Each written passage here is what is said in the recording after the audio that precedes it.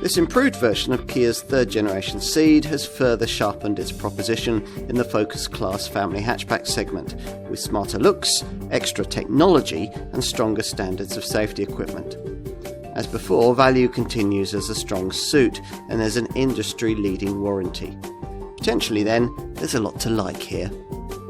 There's always been plenty of potential here for a class-leading dynamic performance. The Ceed has, after all, long had a more sophisticated suspension system than most rivals offer in their mainstream guises. Instead of the crude old torsion beam rear suspended setup you'll find on an ordinary Focus or Golf, this Kia gets the kind of more sophisticated multi-link rear damping system that Ford and Volkswagen Group rivals reserve for pricier, more powerful versions of their family hatchback contenders. And here, it's embellished with a kind of bespoke engineered handling setup you might not expect in this corner of the market. For this facelifted third generation model, Kia's largely left the setup alone, which is fine by us, as that was one of this hatchback's strongest aspects. The Ceed is built on a stiff K2 series platform and garnished with feelsome power steering, added by a torque vectoring system that helps to get the power down through the bends. The result is a slightly firmly suspended car, but one that we think you'll genuinely enjoy driving. If all that's of limited interest to you, then other Ceed attributes will assume greater importance, like the fact that this is still one of the most refined cars in its class, something helped by the emphasis the Korean brand has put on reducing vibration from its latest generation range of engines, even the diesel ones. The latest version of the U3 series 1.6-litre CRDI unit, which is only available in 134 brake horsepower form, is equipped as standard with 48-volt mild hybrid technology, making it a little smoother and a bit more efficient. Think 64.2 mpg on the combined cycle and 115 grams per kilometre of CO2. If your focus is on petrol power, then it's quite likely you'll be looking at the base 3-cylinder 118 brake horsepower 1-litre TGDI unit, or possibly at the newer 158 brake horsepower 4-cylinder 1.5-litre TGDI power plant we're sampling here, which, now that the GT hot hatch variant has been discontinued, is the highest output powertrain available in the Ceed. On the diesel and 4-cylinder petrol units, there's the option of a 7-speed DCT dual-clutch auto gearbox if you want it. The original version of this third-generation Ceed was a very complete car, but it needed slightly more appealing packaging. Kia doubtless has that sort of thing very much in mind for this Mark III model's eventual replacement, but for the time being, this CD series design required a touch more pavement presence, delivered to some extent here as part of the facelift update. Hatches like these, of course, always look better with sporty trim, but with this one in particular, that makes all the difference. Here, we've got that top-spec GT line trim.